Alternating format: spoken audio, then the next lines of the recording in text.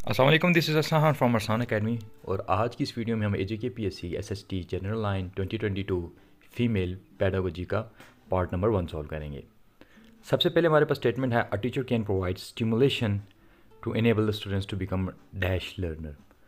तो एक्चुअल में जो स्टिमुलेट का मतलब होता है वो होता है तहरीक देना, मुतहर्रिक करना, यानी इसको इनकरेज करना। तो ये इसलिए किया जाता है ताकि वो एक्टिव लर्नर बन सके। Option number D, student should be given an opportunity to dash the democratic way of life in school.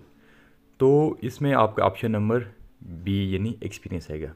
वो इसलिए आएगा ताकि वो अपने व्यूज़ को एक्सप्रेस कर सके और उसके साथ साथ उसके व्यूज़ को रिस्पेक्ट भी मिल सके। जैसे कि आप देखें, एक गवर्नमेंट जो है वो अगर डेमोक्रेटिक है तो वहाँ लोग प्रोटेस्ट कर रहे हैं, वो अपना कोई व्यू दे रहे हैं, तो उस व्यू को कदर की निगाह से देखा जाए। A certified teacher for teaching does not mean that his dash is completed। तो ये ज़रूरी नहीं है कि एक टीचर है अपनी एजुकेशन भी कंप्लीट कर चुका है तो वो सर्टिफाइड है और उसको किसी चीज़ की ज़रूरत नहीं है। तो जो लर्निंग का प्रोसेस है वो टिल डेथ आपका जारी रहता है, चाहे आप ज़िंदगी के किसी भी शोबा से ताल्लुक़ क्यों ना रखते हो। और स्पेशली लर्निंग जो आपकी एजुकेशन में ये बहुत ही ज़्यादा इम्पॉर्टेंट होती है। Approximately 35 working weeks in a year at. तो ये आपके प्राइमरी और सेकेंडरी यानी ऑप्शन नंबर सी दोनों में होते हैं। The determining factor in the organisation of the school is dash of the school. तो जो इसका डिटरमाइनिंग फैक्टर होता है वो करिकुलम के अराउंड ही सारी चीज़ें आपकी घूमती हैं। What type of objectives is not being evaluated through our system of examination. तो देखें, जो आपका इफेक्टिव डोमेन है तो ये काफ़ी ज़्यादा निगलेक्ट किया जाता है हमारे एजुकेशनल सिस्टम में, क्योंकि इसमें आपकी एटीट्यूड्स हैं, वैल्यूज़ हैं, इमोशंस हैं, आपकी मोटिवेशन है, और ये हमारे जो कायम करदा निज़ाम है, टेस्टिंग मेथड्स हैं, तो ये बहुत ज़्यादा ट्रेडिशनल हैं। तो इसमें आप की जो इफ़ेक्टिव डोमेन है वो चेक नहीं हो सकती। ज़्यादा से ज़्यादा जो चीज़ें भी हो रही होती हैं वो कॉग्निटिव डोमेन पे जो डिपेंड कर रही थी, यानी बच्चे जो चीज़ तैयार कर रहे हैं वो जस्ट बुक से ही उनको रट्टा लगा रहे हैं, वही चीज़ें याद कर रहे हैं, वही चीज़ लिख रहे हैं। इवन के अगर उनको मजमून ऐसे लिखने के लिए दिया जाता है तो वो वहाँ पे भी वही चीज़ लिखेंगे जो कि बुक में मेंशन होगी। तो इसलिए हमारी इफ़ेक्टिव डोमेन को बहुत ज़्यादा निगलेक्ट किया जाता है। इसीलिए देखा गया है कि क्रिटिकल एनालिसिस और थॉट प्रोवोकिंग जो प्रोसेसेस हैं वो नहीं हो रहे। Intelligence level of gifted students.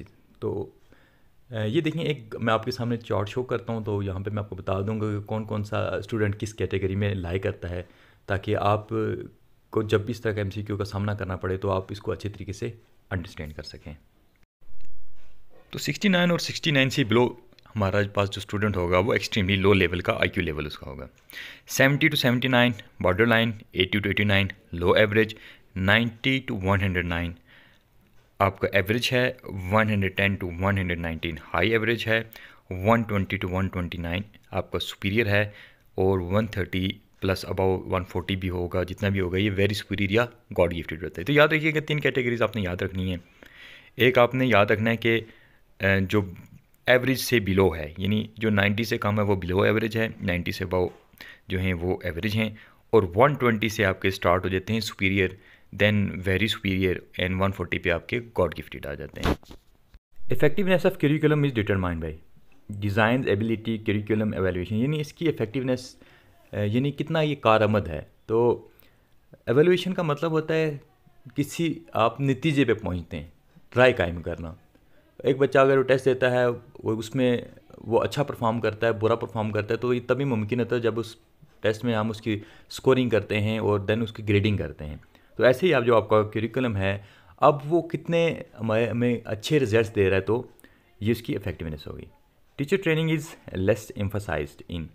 तो सब्जेक्ट मैटर या सब्जेक्ट सेंटर्ड करिकुलम जो होता है, इसमें टीचर ट्रेनिंग की इतनी ज़्यादा ज़रूरत नहीं होती, क्योंकि आपकी जितनी भी चीज़ें होती हैं वो उस सब्जेक्ट के अंदर पहले से कवर होती हैं। The type of curriculum emphasized for primary classes. तो याद रखिएगा कि प्राइमरी क्लासेस के लिए हमेशा इंटीग्रेटेड करिकुलम होता है, यानी आपके नंबर ऑफ़ बुक्स उसको लेस किया जाता है, लेसन किया जाता है, एंड देन उस पर एक्टिविटीज़ बेस की जाती हैं। What type of test represent the test of abstract intelligence. तो इसका ऑप्शन नंबर डी लैंग्वेज होगा, यानी जो आपका एब्स्ट्रैक्ट इंटेलिजेंस है, आपकी लैंग्वेज, आपकी जो स्पीकिंग स्किल्स है, ठीक है, जो आपकी रीडिंग स्किल्स हैं, ये सारी की सारी इससे रिलेट करती हैं। The over protected child we tend to display, obviously जो आपके ज़्यादा लाडले बच्चे होते हैं और अगर उनको किसी जगह पे उस तरह की केयर, उस तरह का लव अफेक्शन नहीं मिलता तो वो एग्रेसिव हो जाते हैं। Option number A. Which aspect of individual development is most clearly defined by heredity. तो देखें हेरिडिटी क्या करती है। देखें आपकी डेवलपमेंट में दो चीज़ें काम आती हैं, एक आपकी हेरिडिटी है और एक आपका इन्वायरमेंट है। तो heredity sets the limit for various traits, ठीक है। तो क्या करता है ये, आपकी कुछ चीज़ों को लिमिट करता है, जैसे कि आपकी हाइट क्या होगी, आपकी इंटेलिजेंस के मतलब होता है और आपकी जेनेटिकल करेक्टरिस्टिक्स, ठीक है। देखेंगे अगर कुछ आपने पेरेंट्स देखे होंगे कि उनकी आई कलर डिफरेंट का होता है, हेयर कलर डिफरेंट होता है, तो आगे से वो जो उनके ऑफ स्प्रिंग्स होते हैं उनमें भी वो चीज़ पाई जाती है। जबकि जो इन्वायरमेंट है वो इसको इन्फ्लुएंस करता है, यानी वो चीज़ कितनी अच्छी तरीके से वो आगे बढ़ सकती है या कितने बुरे तरीके से। यानी एक बच्चा जो है वो बिल्कुल अपने वालिद पे गया है, उसका अच्छी खासा जो है ना कद है, लेकिन अगर उसको खाने को अच्छा नहीं मिलेगा, एनवायरमेंटल फैक्टर उसकी अच्छी, उसकी खुराक अच्छी नहीं होगी, तो वो ऊंचा तो होगा लेकिन वो सेहतमंद नहीं होगा, सेहतमंद वाला फैक्टर उसमें नहीं आएगा। या फिर वो इंटेलिजेंट तो होगा, लाइक तो होगा, ज़हीन तो होगा, लेकिन मे बी वो आज की टेक्नोलॉजी के हिसाब से उस तरह का वो उनसे यूज टू ना हो उस इन्वायरमेंट से को, और वो उस तरह सर्वाइव ना कर सकता हो जैसे कि उससे पहले कि उसके जो पेरेंट्स वगैरह थे वो सर्वाइव कर रहे। The concept of readiness of the learner is basic importance to the teacher of. तो देखिए जब भी बच्चा रेडी होता है दिमागी तौर पे तो आपको एक्टिविटी उसको करवा सकते हैं, कोई भी काम उससे ले सकते हैं। जब तक वो मेंटली तौर पे बच्चे रेडी नहीं होते तो आप कोई भी किसी तरह की भी एक्टिविटी उनको नहीं करवा सकते। तो option number C any new activities का राइट ऑप्शन होगा। Which trait and procedure is most often given by children as the reason for not liking the teacher. तो कोई भी एक स्टूडेंट वो टीचर को किस वजह से नापसंद करता है। अब एक जो टीचर है वो हंसमुख होगा, खुश मिजाज होगा, तो बच्चे उसको ज़्यादा पसंद करेंगे बनिस्बत उसके कि जो इरिटेबल यानी सख्त मिजाज होगा और ज़्यादा गुस्से वाला मिजाज उसका होगा। तो इस तरह के जो टीचर्स होते हैं बच्चे इनसे अवॉइड करने की कोशिश करें। उम्मीद है आपको आज की हमारी ये वीडियो पसंद आई होगी। इस वीडियो को ज़्यादा से ज़्यादा लाइक कीजिएगा, सब्सक्राइब कीजिएगा और शेयर करना तो बिल्कुल मत भूलिएगा। मिलते हैं नेक्स्ट वीडियो में।